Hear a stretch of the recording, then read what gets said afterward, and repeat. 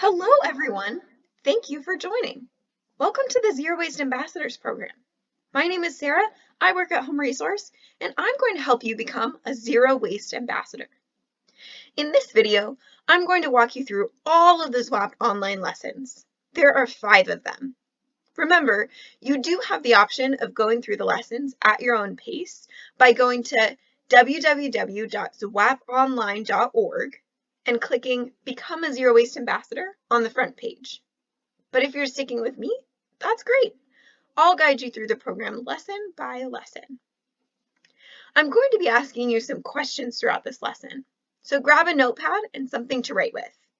And remember, every time I ask you a question or tell you to write something down, you can pause the video to take as much time as you need, then play when you're ready.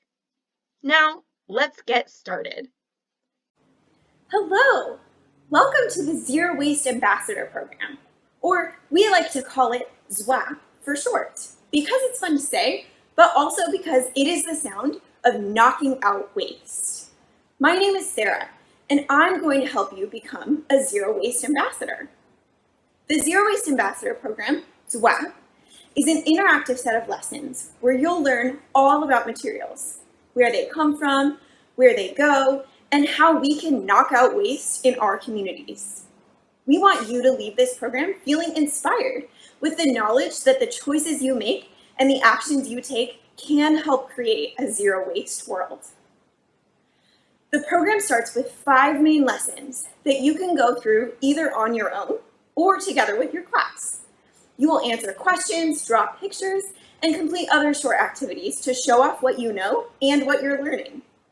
After finishing the 5 lessons, you and your class have the option of completing additional activities and projects, like playing ZWAP the game, doing a virtual tour of Home Resource, making an art project, doing a scavenger hunt, and other fun projects. But before we get started, who the heck am I? I work at Home Resource, which is a building materials reuse center. That means we're kind of like a cross between a thrift store and a hardware store.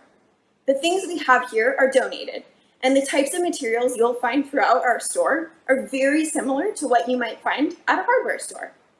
Check out the virtual Home Resource tour after completing the lessons if you want to see all the awesome things we have here in the store and learn a little bit more about us. I am very excited for you to get started with ZWAP, and I hope you are too. Let's get going and knock out some waste. We're going to start by talking about stuff and systems. We'll think about the stuff we use in our daily lives and how those things get to you and me. Our first essential question is, what are materials made of and where do they come from? Have you ever thought about this before? Let's find out the answer. We will also address some key vocabulary in this lesson. First up is the materials economy. Have you ever heard this term before? It is a system that people created to make and transport the stuff we buy and use. Next is system, which means a set of connected things or parts forming a complex whole. Keep an eye out for these words as we go through this lesson. First, let's talk about some common, everyday materials. On this slide, there are pictures of items you might find at your home or at a building materials store like Home Resource. You also might spot these items at your school. Let's take a minute to look at these items. Then choose one to answer some questions about. There's a light switch, a window, bricks, a mailbox, boots, and a chair. Got your item? Good. Now get out your notepad to answer some questions.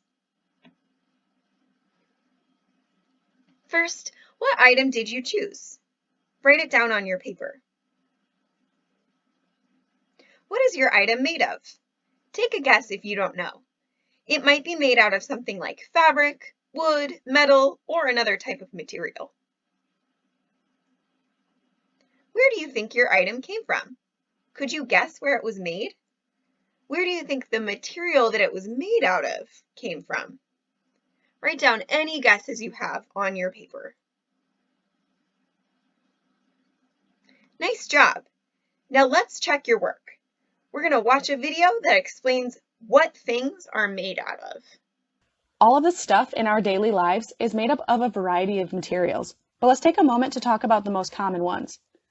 Plastic and rubber might be the first that come to mind. We have a lot of stuff made from plastic in our lives. Some things we might not even realize are actually plastic. Wood and metal are both pretty common too. If you look in your kitchen, you'll probably find some things made from glass or ceramic, like cups, coffee mugs, and other dishes. Finally, we have textiles. That includes clothes, shoes, and all materials similar to those. So these are the most common materials, but where do they come from? Plastic and rubber are made from oil. There are some natural sources we can use to make rubber, but plastic and rubber are almost always synthetic. Where does wood come from? Trees? Yeah, that one was probably pretty easy. What about metal? Metal comes from a material called ore. You may have heard of iron ore before. Just like there are different types of wood made from different types of trees, there are different types of metal made from different types of ore. Glass is made from sand, superheated and formed into whatever shape it needs to be. If you've never watched a video of glass being made, I highly recommend it. It is a very cool process. Ceramics are made from clay and different types of minerals. And finally, textiles. Textiles come from 3 different sources usually, and those are plants, animals, and plastics. Plants include cotton and linen, animals for wool and leather, and plastic. Most athletic wear and a lot of t-shirts have recycled plastic in them. Now we have a matching activity to review what we just learned. I need you to help me complete this. So let's start with clay and minerals. Which of these things are made from clay and minerals? Write it down on your paper. Ceramics are made from clay and minerals. What about sand? Sand is another resource. Which of these materials is made from sand? Write it down. Sand is superheated to make glass. Nice job. Next is trees. Write down the material trees are made into. Wood is made out of trees. What about metal? Write down what metal is made of. Ore is turned into metal. How about plants, animals, and plastics? What can those be made into? That's right, it's textiles, which leaves plastic and rubber being made out of oil. Good job.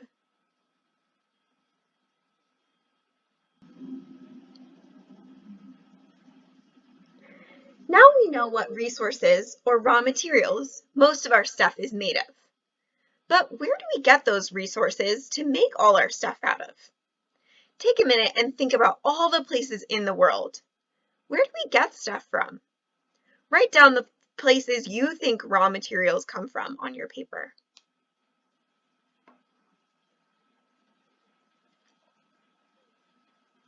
A lot of people think we get our raw materials from China. It's certainly true that a lot of stuff is made in China, and there are raw materials in China that we use to make stuff out of. But China's not the only place we get raw materials. A lot of oil comes from the Middle East. There are lots of farms in Central and South America. And a lot of the world's cotton comes from the United States. And those are just a few. No matter what place on Earth you wrote down, you're right. Materials come from all over the world. If you can name a place, we can probably name a resource that we can find there. Next, we're going to talk about the journey these materials go on to get to you and me. Let's watch a video to find out. This is where the system, the materials economy, begins. We pull things from the earth by mining, drilling, logging, and other methods. This step is known as extraction. In the next step, those materials are sent to factories to be made into different products like a hose nozzle, a rope, doorknob, and literally anything else you can think of. This step is production. After everything is made in a factory, it is then sent to warehouses and stores. We can get things in person or order them online in the step known as distribution. Once we buy things, they end up with us, usually at home or school, because this is the step where we spend most of our time. This step is called consumption. All four of those steps create a system that we know as the materials economy. We pull things from the earth, make items in a factory, send them to a store, and then we bring them home. Now we have another matching activity to review all the steps of the materials economy that we just learned. But this time, I'm going to have you draw. Draw each of these pictures, the steps in the materials economy, in order. Then label them with the step in the materials economy. For example, the materials economy starts with pulling things from the earth. So you would draw a picture of the earth and then label it with step 1, extraction. Go through all the other steps on your own. Then I'll come back and help you check your work. Pause the video so you can take the time you need and click play when you're ready.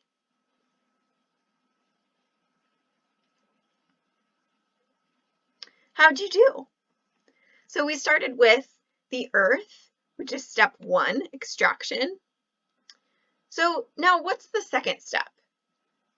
Next is step 2, production, which goes with a factory.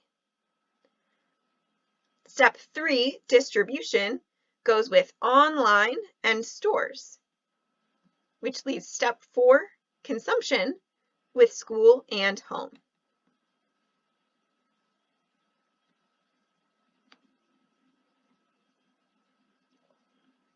The materials economy is a system that people created to make and transport the stuff we buy and use.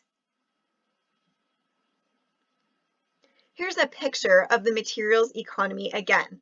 Starts with the earth, then goes to a factory, then online and stores, then school and home. Remember this, we're going to be talking about this a lot throughout these lessons. The materials economy is a system created by humans. But what is a system? It's quiz time. A system is A, a supportive or main section of something, B, a set of connected things or parts forming a complex whole, C, a machine designed to convert one form of energy into mechanical energy, or D, a set of disconnected things or parts that don't relate in any way. Write down what you think the answer is, A, B, C, or D.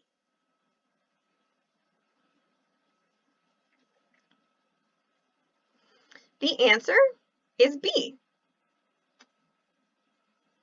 A system is a set of connected things or parts forming a complex whole. Good job.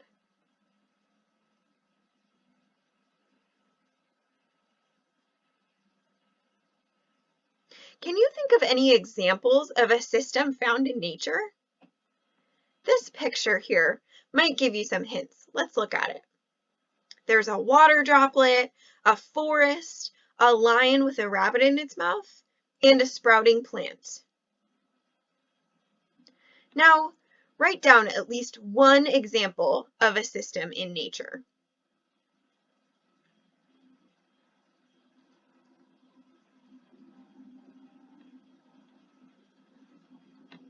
Here are some examples: the water cycle, ecosystems, the food web, and life cycle.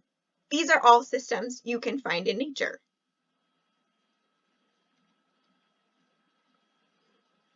Now, think about the shape of natural systems. If you had to give them a simple shape, what would it be? Hint, what shape does the word cycle make you think of? Draw it on your paper.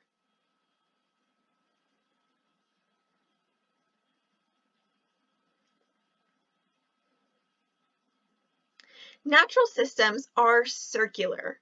There is no start or end point. These systems are designed to renew themselves. Now, think back to the materials economy. What shape best represents this system? Draw it on your paper.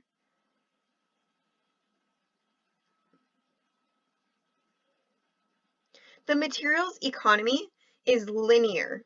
There is a start and end point, unlike natural systems.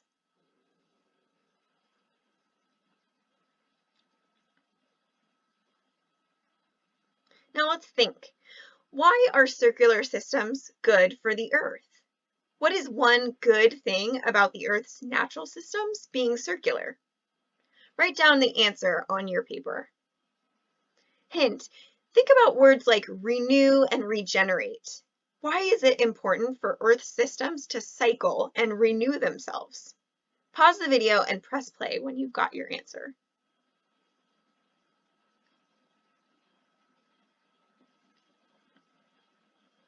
There are lots of different answers to this question, so don't worry if you wrote down something different.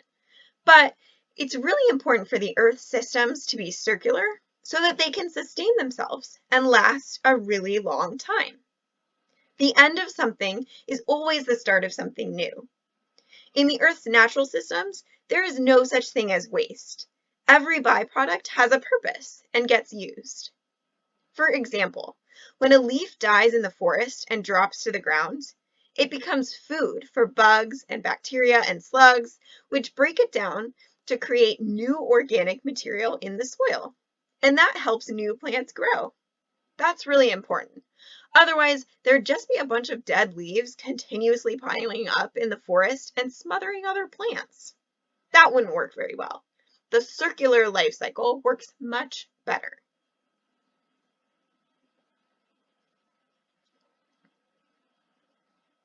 Now let's review. Write down 2 things you learned in this lesson that surprised you.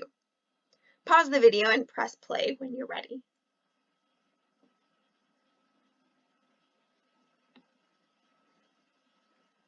Here are some things we learned in this lesson.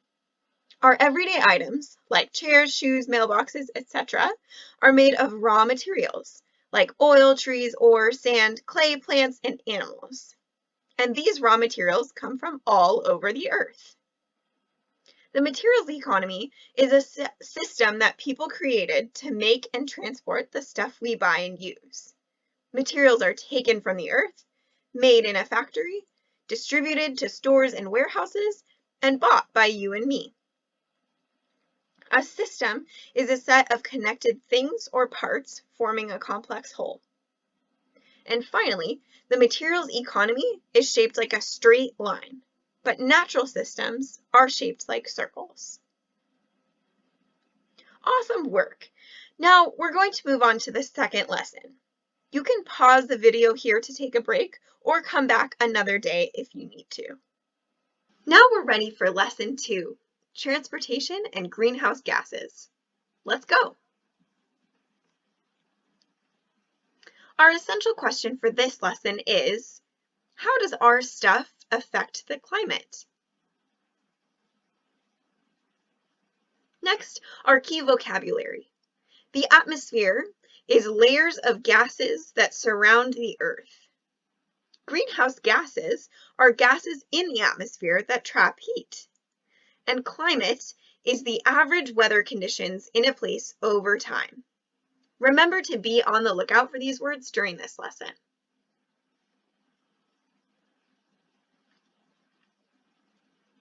Let's start with a question. Does the materials economy use energy? Choose one of the steps of the materials economy: the Earth, factories, stores and online, or school and home, and explain how energy is used in that step. For example, in step 4, when we use items at school or home, Sometimes energy is used to power the items. We also might use energy to clean the items we use at home or school. Pause the video while you write down your answer, then click play when you're ready.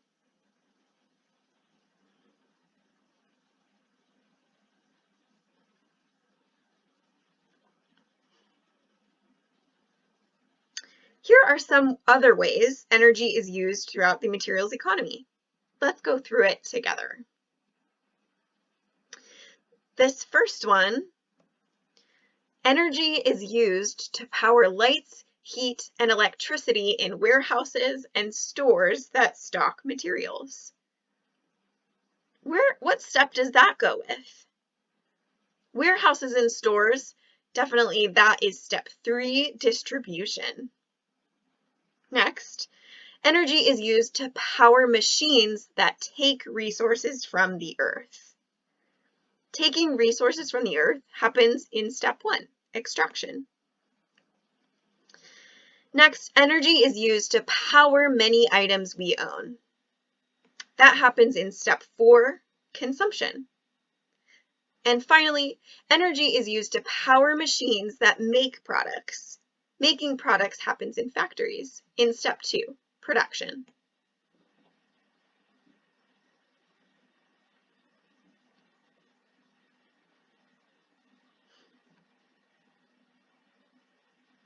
Energy is used in every step of the materials economy. Energy is also used between each step of the materials economy. How do we move things around the materials economy?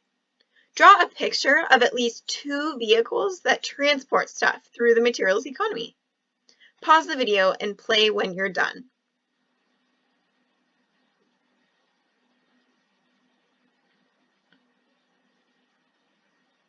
Which vehicles did you draw? Vehicles that move things around the materials economy include ships, airplanes, trucks, trains, cars, and bikes. Vehicles are used throughout the materials economy to transport materials all over the globe. So how are those vehicles powered?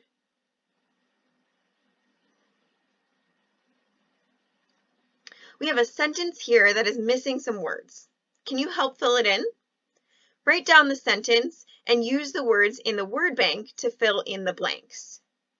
Vehicles are powered by blank, such as blank. When vehicles burn fuel, they emit blank gases, such as blank carbon dioxide. Fill in the blanks using the words below. Fuel, greenhouse, gasoline, and CO2.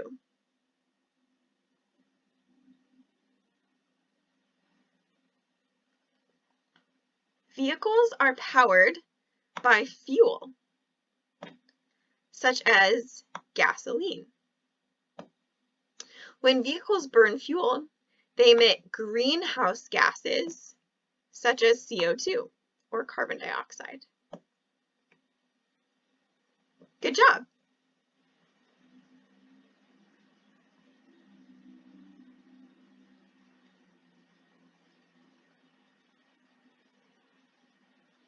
Have you heard of greenhouse gases before? Write down at least one thing you know about greenhouse gases. Pause the video and play when you've written your facts down.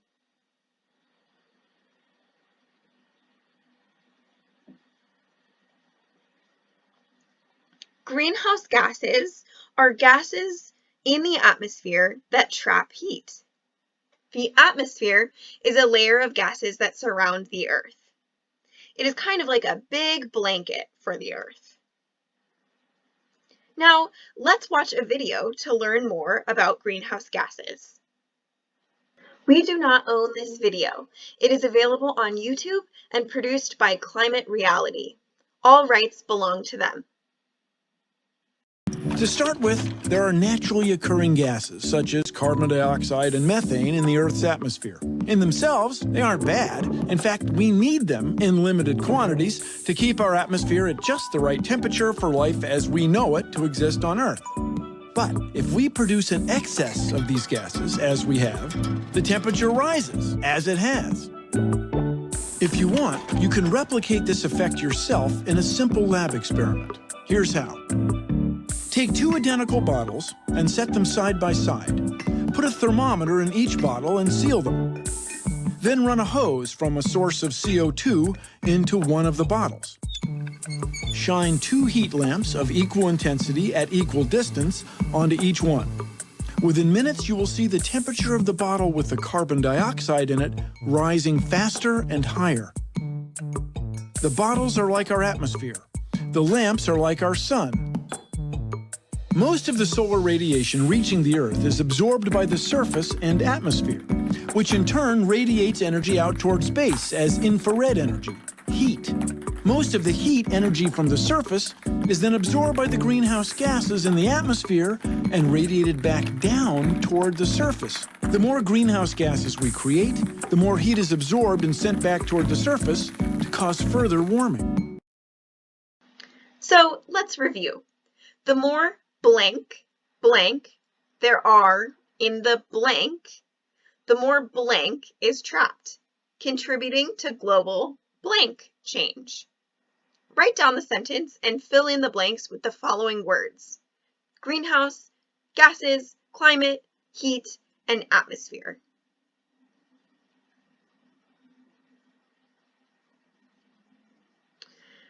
The more greenhouse gases there are in the atmosphere, the more heat is trapped, contributing to global climate change. Good job.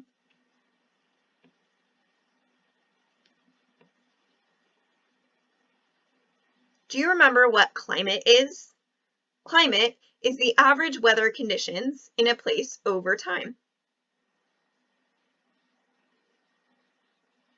Let's draw. Draw a picture of the Earth on your paper.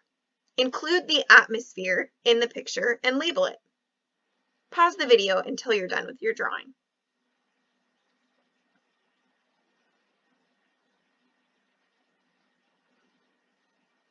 Now, let's watch another video to explain more about greenhouse gases in the atmosphere. Now, some greenhouse gases, like CO2, are natural and essential for life on Earth. We breathe it out, trees breathe it in. We just have to be careful about not putting too much into the atmosphere. We used to think the atmosphere was a lot bigger, and we could create more greenhouse gases without any problems. We also used to think the oceans were infinite, and we could dump our trash there too, but now we know that isn't a solution. It just made a bigger problem. We're learning this about the atmosphere now. Describe at least 2 ways the materials economy, the system people created to make and transport the stuff we buy and use, impacts the climate. Hint, what are some things we do in the materials economy that add greenhouse gases to the atmosphere? Pause the video to write down your answer.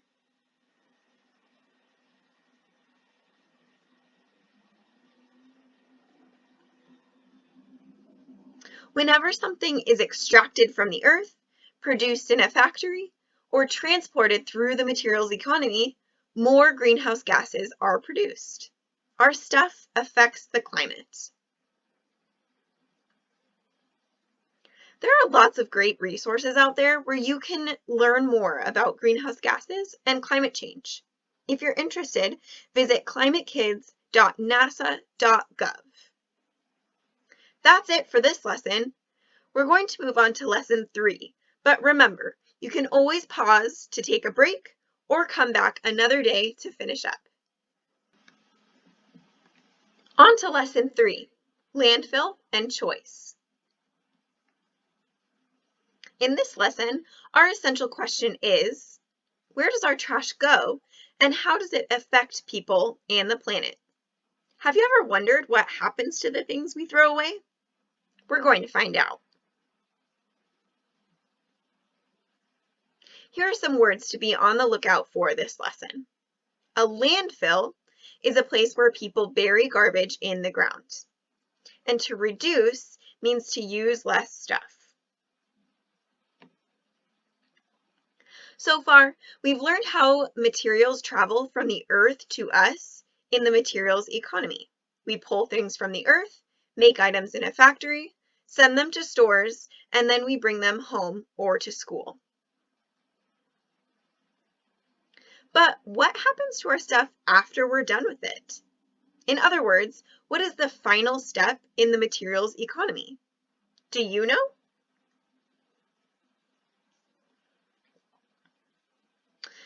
When we're done using something forever, or we don't want to keep something, what do we usually do with it? Write down your answer on your paper.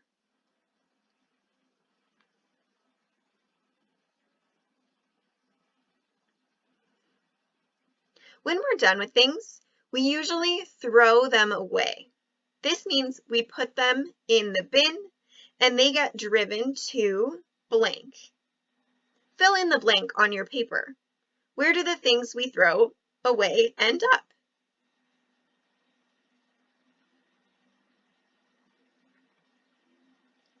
When we throw things away, they get driven to the landfill. This is the final step in the materials economy.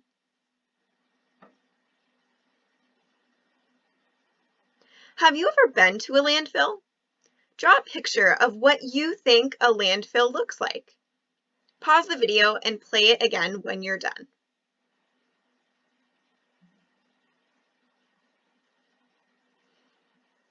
Now let's check out a video showing us how landfills are made and what they look like. We do not own this video. It is available on YouTube and produced by Republic Services. All rights belong to them. Once a site is selected, it's carefully prepared in stages, one section at a time. These sections are called cells. This is Dave, and he runs the landfill. So Dave, how do you prepare a landfill? Seems like a daunting task, because it looks like you guys moved a lot of dirt. Yeah, normally it can take a couple of months in order to be able to fully excavate a cell and get it ready and prepped for the lining system. Cells start underground and eventually rise above the surface. They need to be dug very deep and smoothed out so the bottom is flat and level. Then a liner is placed in the cell. It covers the bottom and sides to protect the soil and groundwater outside. Once the cell is ready, it becomes the place where trash is dumped and covered each day. This is called the working phase. It's a very small part of the overall landfill. That is done purposely to keep the trash from being blown around and to keep the smell contained. How big is the working phase versus like the rest of the landfill? Now, if you think about it in terms of a working face is just a little postage stamp on an envelope. It's generally less than 2 acres. And in this particular case, it's about 300 by 400 feet. Yeah. And how much waste gets brought in here on a daily basis? Well, today is a busy day. We'll do about 4,200 tons, about 750 to 800 garbage trucks by the time the day's through. The trucks dump their contents into the working phase, and bulldozers spread it out evenly. At the end of each day, the workers cover the trash with a plastic liner and dirt. The liner's like a giant sealable sandwich bag. A landfill is a place where people bury garbage in the ground. We've got 2 questions for you now. Are you ready? First, how many pounds of waste do you think the average Montanan throws away every day? Is it A, 1 pound, B, 4 pounds, C, 7 pounds, or D, 10 pounds? Write down the answer you think it is. A, B, C, or D. Next, do you think Montanans throw away more, less, or the same amount of waste as the average American? A, more, B, less, or C, the same? What do you think? Write down your answer.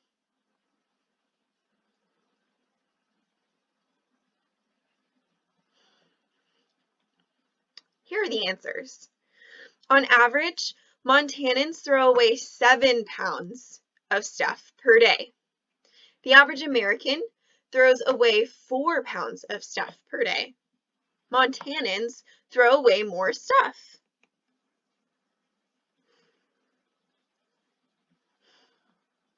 Here's a picture to help you visualize. The average Montanan throws away 7 pounds of stuff per day, so we have 7 garbage bags in this picture. The average American throws away 4 pounds of stuff per day, so over here we have 4 trash bags.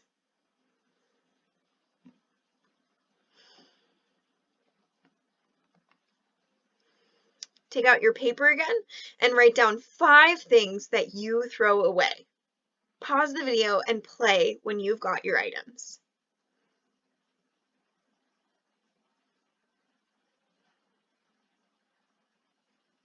Got them? Here are some things people throw away. Have you ever thrown away any of these things? What kinds of things do you see in this picture?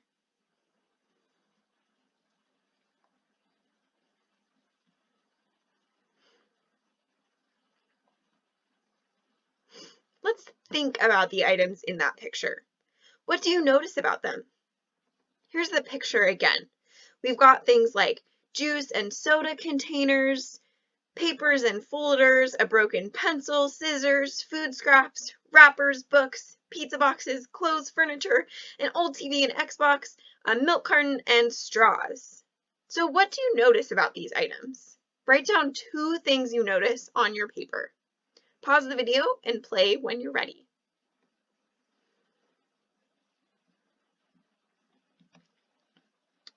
Something that I notice in that picture is that most of those items are not trash at all, but they are repairable, reusable, recyclable, or compostable. So now I'm going to need your help sorting these items into the category that they best fit into. So let's start here with a glass jar. Do you think it is reusable, repairable? Is it trash? Is it recyclable or compostable? A glass jar like this is reusable. How about a soda can? Nice work. A soda can is recyclable. What about a broken bike? Do you think it's repairable, trash, or compostable?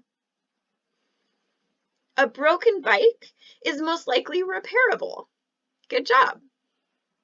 Now, how about food scraps? Are those trash or are those compostable?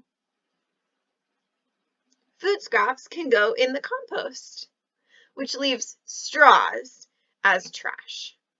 Good job. Thanks for your help.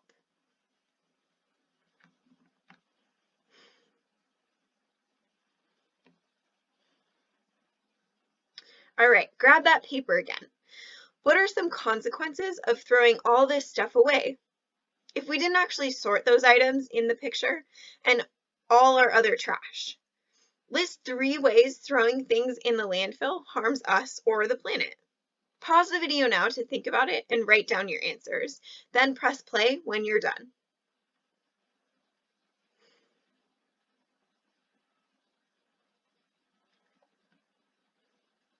Here are some bad things that can happen when we throw away a lot of stuff. Climate change, air pollution, water pollution, people can get sick, animals can get sick, and animals can get hurt or trapped. So if these bad things happen when we throw things in landfills, why do we even have them in the first place? Let's watch a video to find out. We do not own this video. It is available on YouTube and produced by SciShow. All rights belong to them.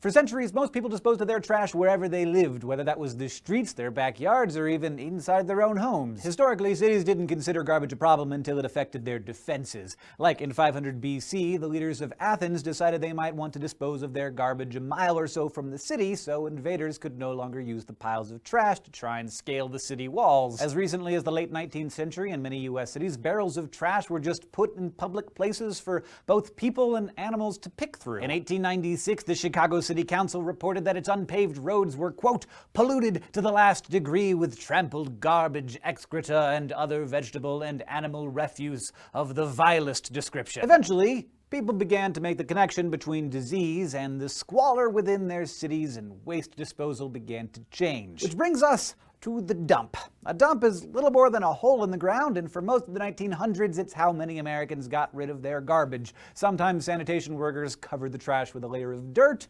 but not always. Dumps caused a number of environmental problems, many the result of liquids in the decomposing trash that made their way to the bottom of the hole, aided by gravity and rain. This foul concoction is called leachate, and since dumps contain no lining, any hazardous substances in the liquid, often heavy metals like mercury, chromium, nickel, and lead, just oozed into the soil and, in many cases, the groundwater. In the 1970s, a U.S. government study found that 90 billion gallons of leachate was entering the groundwater supply each year, thanks to shoddy dumps. These masses of uncovered rotting garbage also released huge amounts of the greenhouse gas methane, which is 20 times more potent than carbon dioxide.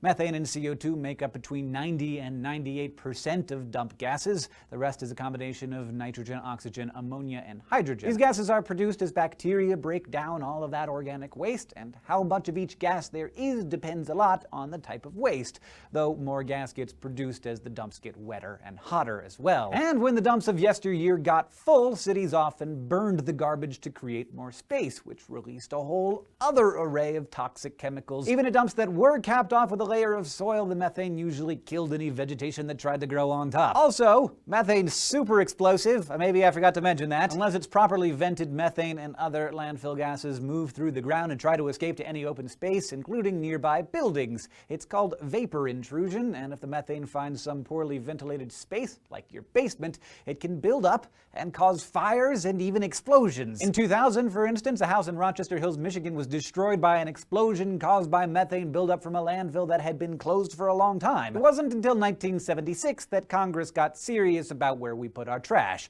The Resource Conservation and Recovery Act not only required new standards for landfills, but it also, for the first time, divided waste into categories: hazardous and non-hazardous.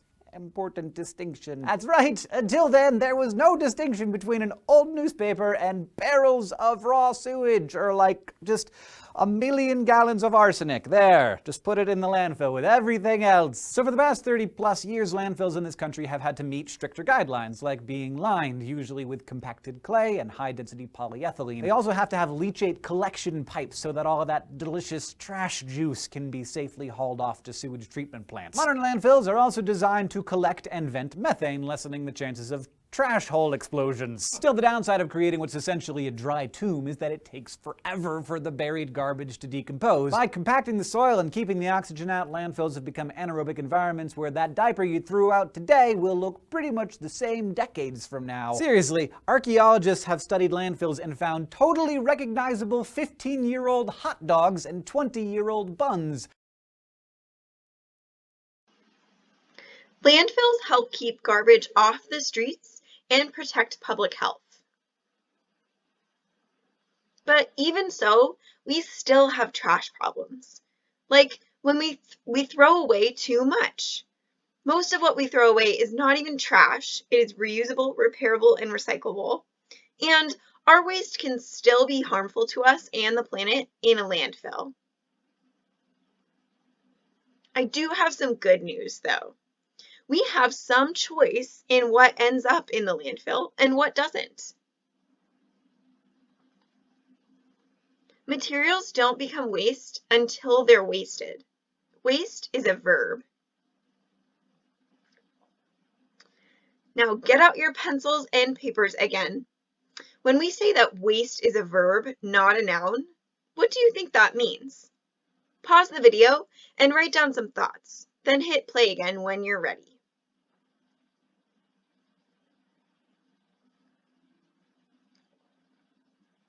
When we say that waste is a verb, we mean that it is an action people choose to take. We don't have to waste things. As individuals, we can make choices to help us waste less. Institutions, governments, and companies can also make choices that help everyone waste less by doing things like designing products that are made to last and be reusable, providing zero-waste services like repair and sharing, and making sure everyone has access to recycling and compost. Waste is not a noun. It is not a thing that has always and will always exist. It's a choice. This simple equation can help us keep stuff out of the landfill and become a zero-waste ambassador. Help me fill in the blanks to figure out the zero-waste ambassador equation. When we make the blank to take blank and reduce waste, we can make a big blank. Pause the video and use the words in the word bank, choice, difference, and action, to write down this sentence with the blanks filled in.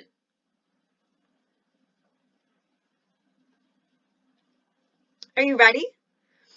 When we make the choice to take action and reduce waste, we can make a big difference.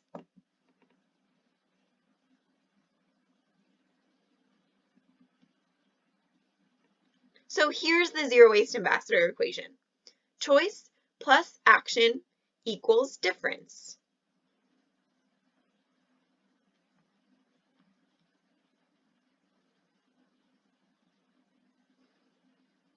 Now write down the first R of waste reduction. Is it A, reduce, B, reuse, or C, recycle? The answer is A, reduce.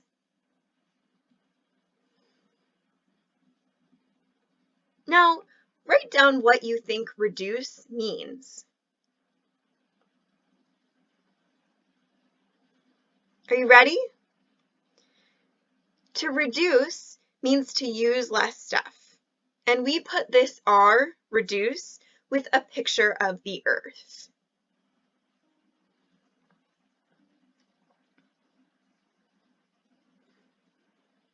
Now pause the video and write down why you think reduce goes with a picture of the earth.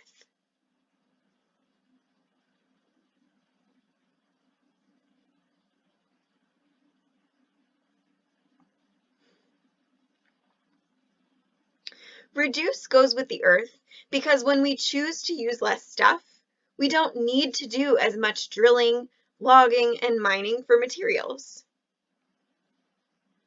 And if we leave forests, mountains, and open spaces alone, then nature's systems can continue to cycle and support life on Earth. And that's us. We're life on Earth. When we put the first R into action, we can make the biggest difference. That's why reduce is the first R of waste reduction. It's number 1.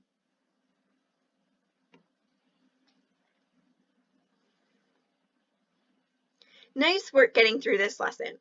Now, let's take a minute to review.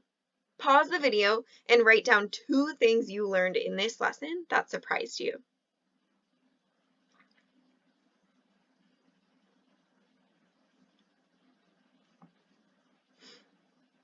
Here are some big things we learned in this lesson. A landfill is a place where people bury garbage in the ground. This is where the stuff we throw away goes. Most of what we throw away is not actually garbage. Much of it is reusable, repairable, recyclable, or compostable. Throwing away lots of stuff is bad for people, animals, and the planet. When we make the choice to take action and reduce waste, we can make a big difference. That's the zero waste ambassador equation. Choice plus action equals difference. To reduce means to use less stuff. This is how we can make the biggest difference. Awesome job! So we have another lesson coming up, but again, if you want to pause and take a break or come back tomorrow, you're welcome to. Let's get going with Lesson 4, Loops and Zero Waste Economy. Our essential question for this lesson is, how can we change the materials economy shape into circles? Here are 3 words to look out for in this lesson. Reuse, which means to use something again, recycle, which means to make something again, and request, which means to formally or politely ask for something. Do you remember the shape of the materials economy? Take out your paper and draw the shape.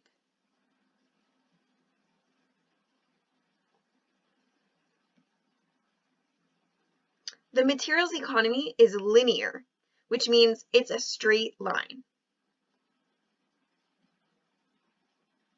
What about natural systems? Do you remember what shapes those are? Draw the shape on your paper. Natural systems are circular. Obviously, those 2 shapes are different, but luckily, with our waste reduction R words, we can turn the materials economy line into circles.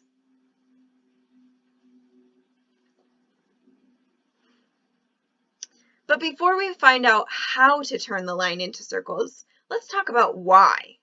Get out your paper and write down an answer to this question. Why do we want to turn the materials economy line into circles? What is harmful about linear systems that we want to avoid? And what is good about circular systems that we want to encourage?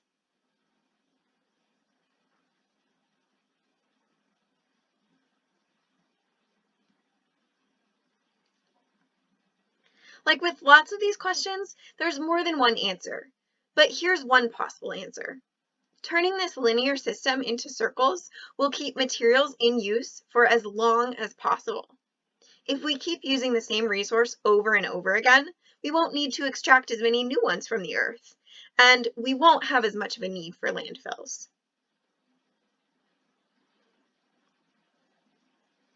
In the last lesson, we talked about the first R of waste reduction. Do you remember what it is? Write it down.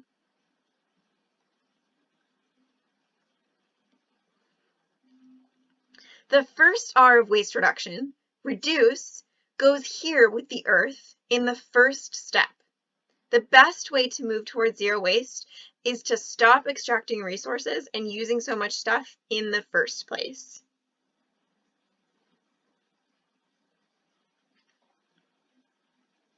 What is one thing you can reduce or use less of in your life? Write it down on your paper.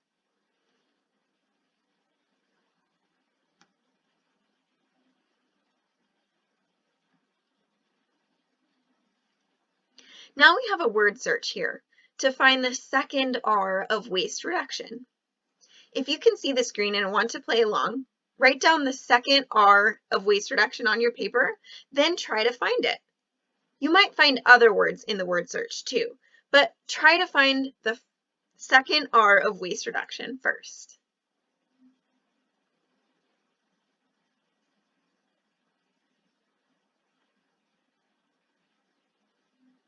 Did you find it? The second R of waste reduction is reuse. Did you find any other R words in the word search? Go ahead and write them down.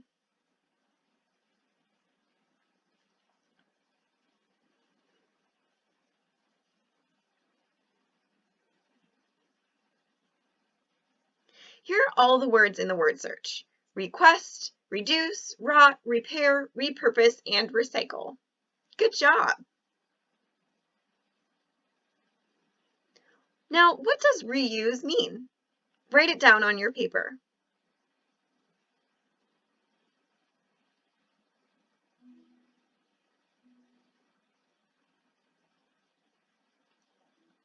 To reuse means to use something again. There are 2 steps of the materials economy where we can reuse things. Write down what you think those 2 steps are of all of these steps in the materials economy.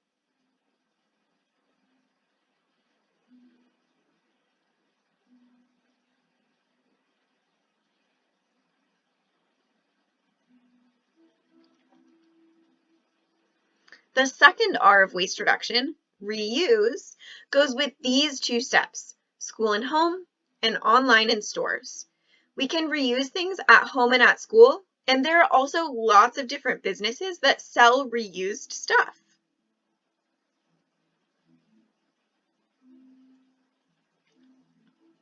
Write down 5 things you can reuse at home or at school. Feel free to pause the video and play it when you're ready.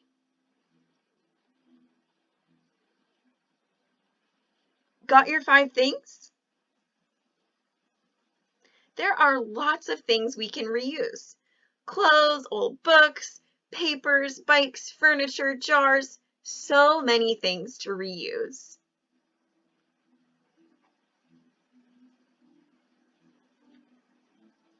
What about in stores? Can you think of any places where you can buy or borrow reused things? Try to name 3 businesses in your community where you can get reused things and write them down on your paper.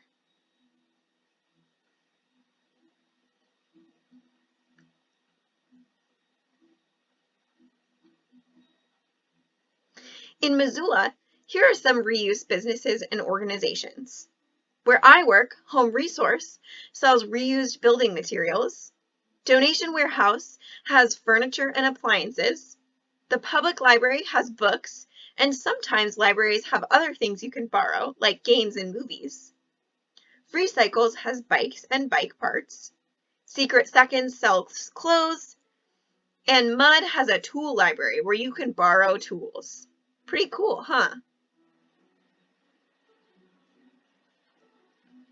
Now, let's move on to the third R of waste reduction. Write down what you think the third R is.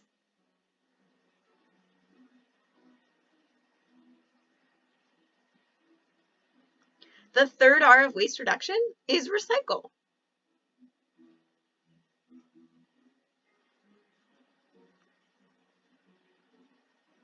Write down 2 things we can recycle at school or at home.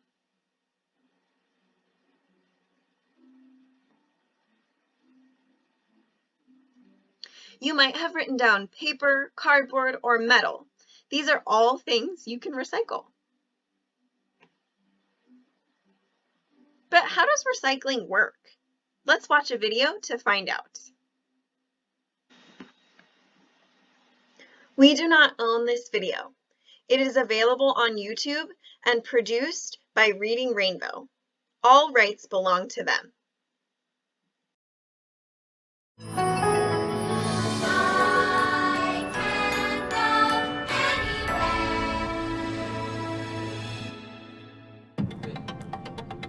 Humans create 5 billion tons of garbage every year. Dumping it all into landfills is terrible for our environment. What's a better way to deal with our trash? Reduce, reuse, and recycle. You probably already help by recycling at home and at school. In fact, 70% of our trash can be recycled.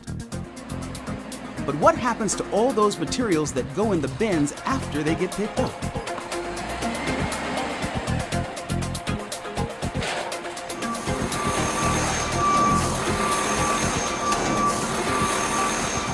I'm here at E.J. Harrison & Sons Gold Coast Recycling in Ventura, California.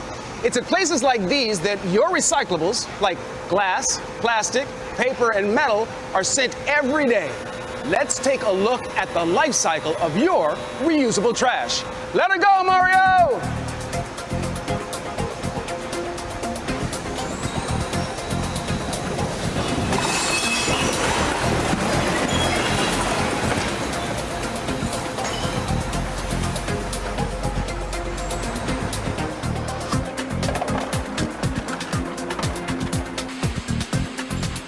Tons of garbage each day goes up these conveyor belts where man and machine work together to separate everything into their appropriate categories. First to be separated is cardboard, a material that's easy to reuse again once it's cleaned up.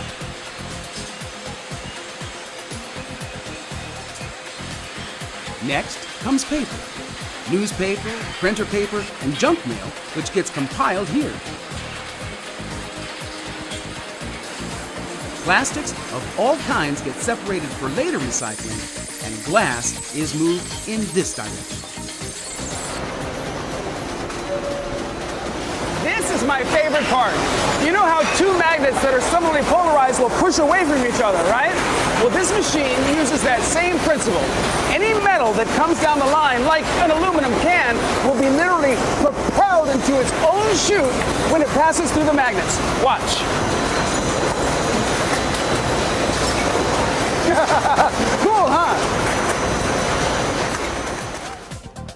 Thousands of pounds of cardboard are now in these cubes, all neatly separated and stacked, and ready for the next step. Here at the new Indy Paper Mill in Ontario, California, 1,200 tons of used cardboard gets turned into brand new paper. It starts when the bales are dumped into giant pulpers, vats of hot water that mash everything up into a thick stew. It's here that any non-paper is removed, such as wrapping wire and plastics. Filters remove finer pieces of debris, including the printed inks, leaving as the end result pure liquid paper soup. Gigantic pressers then begin the process of squishing together the pulp, which not only starts to form the new sheets, but also squeezes out much of the water, until finally the sheets go through 55 dryers, heated to 280 degrees, and it takes only a few seconds to remove the last remaining bits of moisture from the newly formed paper, which is then rolled into giant spools. Those rolls then get cut into the size of paper New Indy's customers have asked for. The cut rolls are taped and banded closed, stored on top of each other, and the process is finally complete. And what about all that plastic that makes up so much of our waste? Well, most of it is not wasted at all. Companies like Talco Plastics in Long Beach, California, separate the bales of plastic on these conveyor belts. An electric eye looks for the exact kind of plastic being recycled today and blows what it needs up these tubes faster than any human could. Next comes the grinder, which chunks everything into tiny parts. Those fragments still have some paper labels on them, so this louvered machine and its blowers automatically strip it all away, leaving just the plastic that gets washed and rinsed in these vats of hot water. Look at the difference between the clean and dirty plastic. Notice that the plastic is still all the colors of the rainbow? At the next stage, it all gets superheated and melted together. Just like when you mix all your markers or crayon colors, you get gray. The same thing happens here.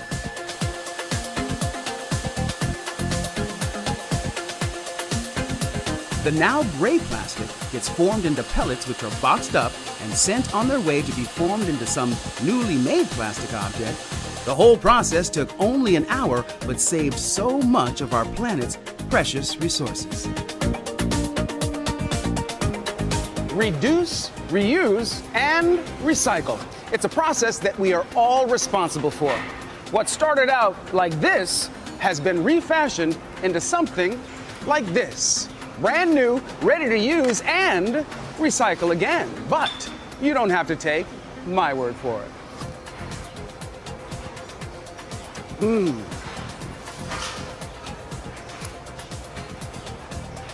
I'll see you next time. Recycle, the third R of waste reduction, goes with this loop right here to the factory. Because recycled materials have to be transported back to factories and made into something new, this is the R that takes the most energy.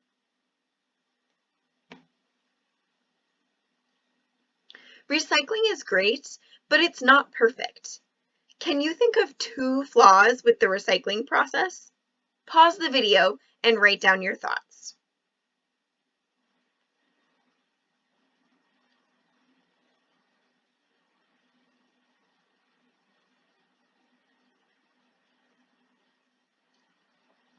We're going to sort some good things about recycling from some bad things about recycling.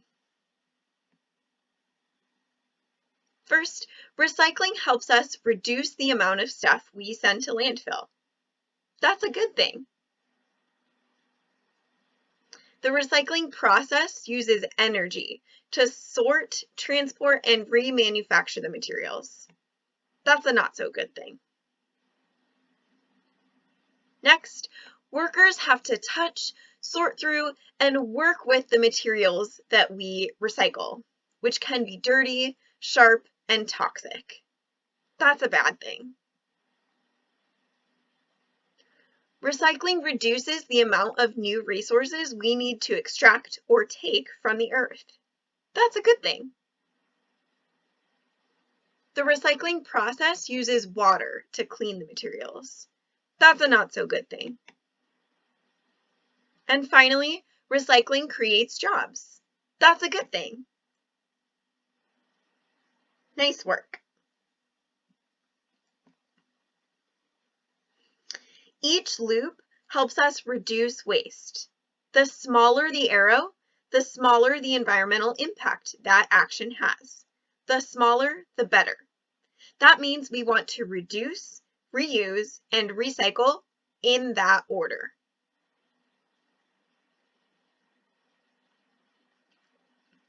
Write down at least 2 good things that can happen when we reduce waste and turn the materials economy line into circles.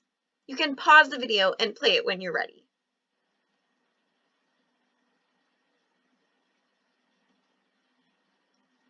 Here are some good things that happen when we turn the materials economy line into circles. It slows down climate change. Less garbage means there's smaller landfills. People and animals are healthier. The environment is healthier.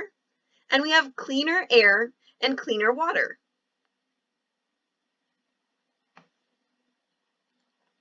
We can use our zero waste ambassador equation to make these good things happen. Let's review the zero waste ambassador equation. Choice plus action equals difference.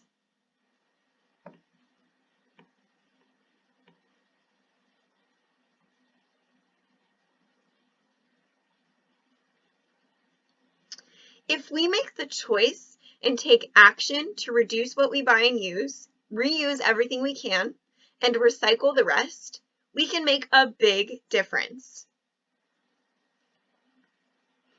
But there still will be some waste that needs to be sent to the landfill. Waste that cannot be reduced, reused, or recycled is what we call designed for the dump. Can you think of any examples of things that are designed for the dump? Write or draw 3 of those things on your paper.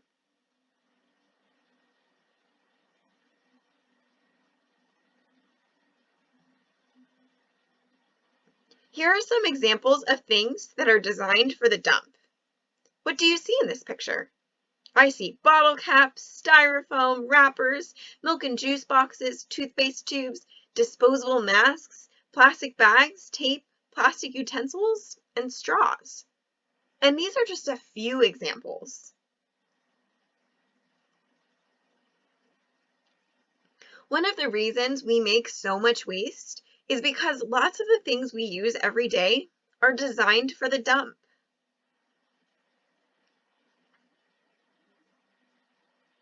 Let's do some brainstorming. How can we change the things that are designed for the dump to be designed for zero waste instead? Think of one item you use that is designed for the dump. How could it be made differently so that it didn't have to be sent to the landfill? Is there anything you could do to persuade the company to make it this way? Pause the video and write down your thoughts.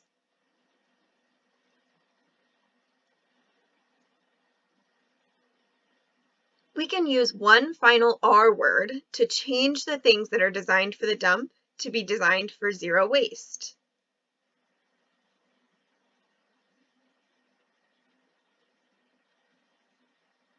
Which of the following R words means to formally or politely ask for something? Is it A, request, B, repurpose, C, redesign, or D, refuse? Write down the answer, A, B, C, or D.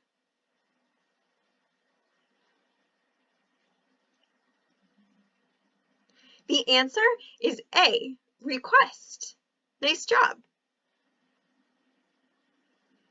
Request is an R word that we can practice to persuade the people who make and sell stuff to change the way they make and package it so that it can fit into this zero waste picture.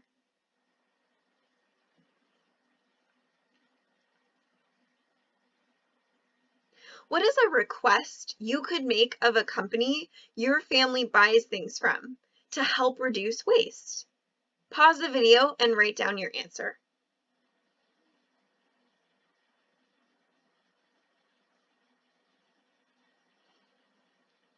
There are many different people we can make requests to in order to help our community reduce waste, including parents and family members, principals and administration, school board representatives, store owners or managers, elected officials, and industry groups and executives.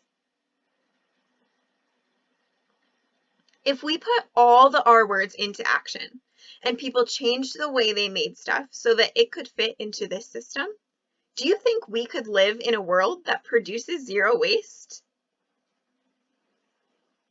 I think so. That would mean we would change the materials economy into a zero waste economy.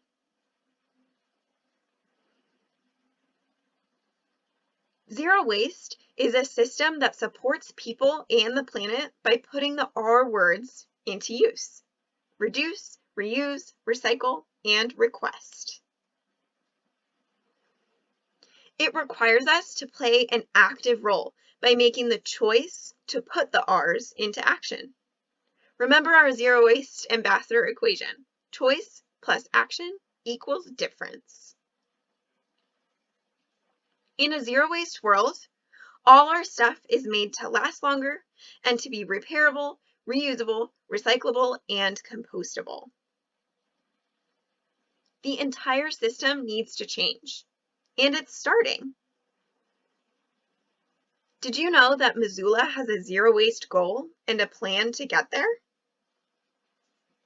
You can help by becoming a zero waste ambassador. Learn about what an ambassador is and how you can become a zero waste ambassador in the final lesson. Now, let's review. Write down 2 things you learned in this lesson that surprised you.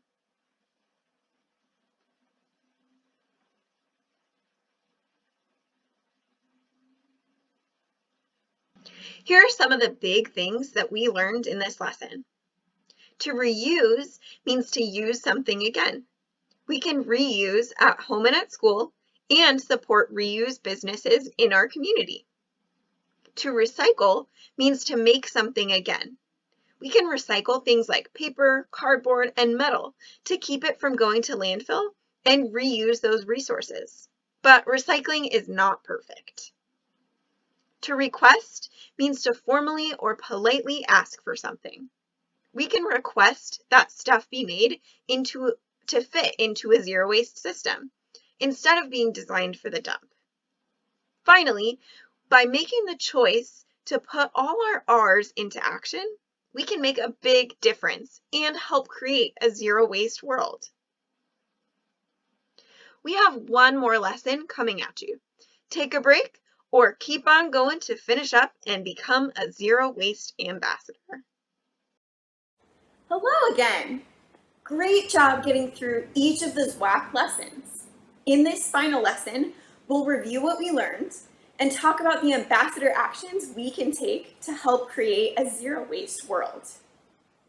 In lesson 1, we talked about our stuff. We learned that all of the items in our daily lives, like our clothes, our toothbrushes, toys and games, backpacks, shoes, and everything else is made of raw materials, which people take from the earth all over the world. These materials go on quite the journey to be made into products that you and I use. This journey is called the materials economy. We extract or take raw materials from the earth, send them to factories where they are made into products, ship them all over the world to stores and distribution centers, and then people like you and me buy and use them. The materials economy is a system made by humans, and it is very different from the Earth's natural systems because the shape of the materials economy is a straight line with a start and an end point. But natural systems are circular with no start or end point. In lesson 2, we talked about greenhouse gases and how our stuff impacts the climate. Greenhouse gases are gases like carbon dioxide that trap heat in our atmosphere. They are emitted throughout every step of the materials economy. When we take raw materials from the earth, make them in factories, transport materials to stores, and buy and use items. The more greenhouse gases there are in the atmosphere, the more energy and heat from the sun are trapped on the Earth's surface. The materials economy is a major contributor to global climate change.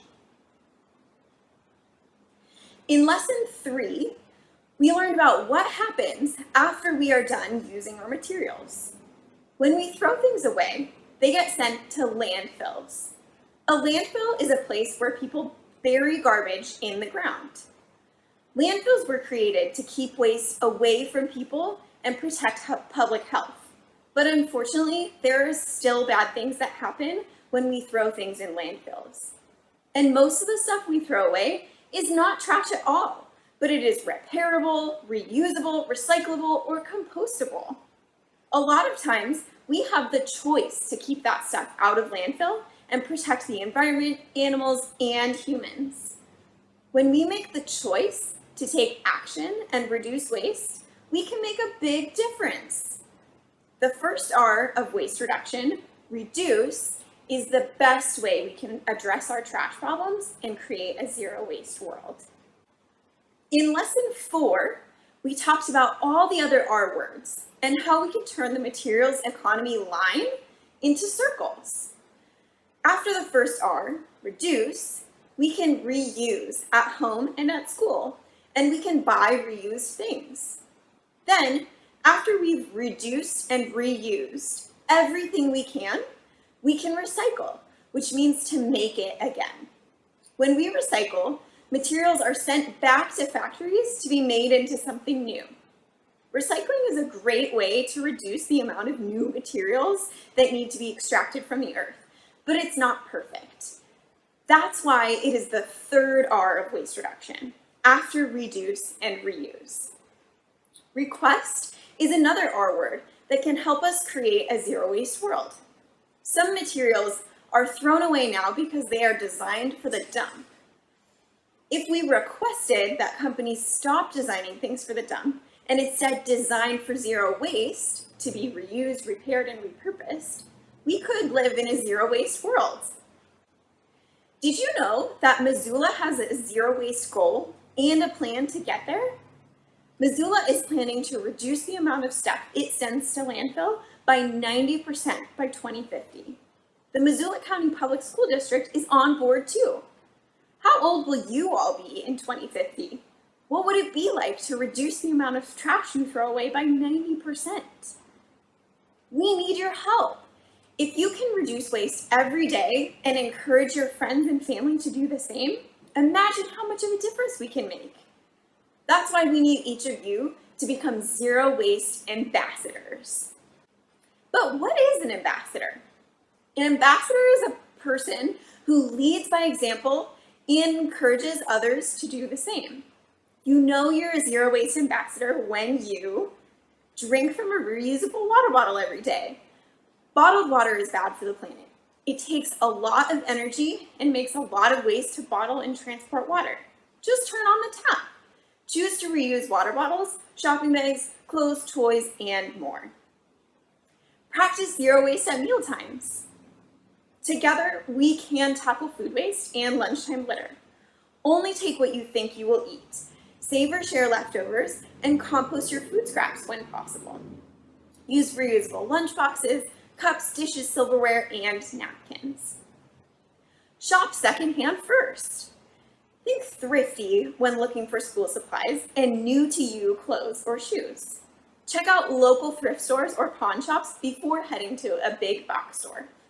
Choose stuff that can be reused, repaired, repurposed, recycled, or composted. Help one person understand. Knowing why waste is bad for the planet and how to reduce it is a great start. Talk to your friends and family about it. Help them understand the choices we make every day matter. Do these sound like things you can do? With your help, we can start to build a zero waste world. Those are all the ZWAP lessons. Now you're ready to become a Zero Waste Ambassador. So now I'm going to show you how you can sign the Zero Waste Ambassador Pledge and make it official. You're going to go to the website www.zwaponline.org. And then you'll click this big green button, Become a Zero Waste Ambassador. And it'll open up the lessons. You'll see that these are all the lessons that we already went through in this video. So we're going to skip down and scroll to step 5, take the Zero Waste Ambassador Pledge. And here you can click this green button that says click here to take the ZWAP pledge, and it'll open up the pledge in a separate tab. And from here, you can select all the actions you want to pledge to take as a Zero Waste Ambassador. You can even add any additional actions, and then you'll put your name and your school and click submit. And that's it. Then you'll become an official Zero Waste Ambassador, and your name will be added to the ZWAP wall at home resource. But don't worry, we have even more activities for you if you want to keep going. So you can go back to this page. This is the main lessons page, Become a Zero Waste Ambassador. And you'll scroll down to the very bottom and click ZWAP bonus activities. And it'll open up all the supplemental activities. So these first 4 up here, these are all activities that we would have normally done if you had come to Home Resource with your class for a field trip. So we have ZWAP the game, there's a virtual home resource tour, there's a drawing contest here, and there's also a scavenger hunt. And then at the very bottom, there's even more activities that you can do either on your own or with your class. And one final thing I want to show you back on this page, if you want to give us some feedback on how you liked the program, what went well, what maybe we should change, you can take this ZWAP student survey and give us your opinion so we can make the program even better next year. And that's it. That's ZWAP. Thanks so much for watching. Now go knock out waste.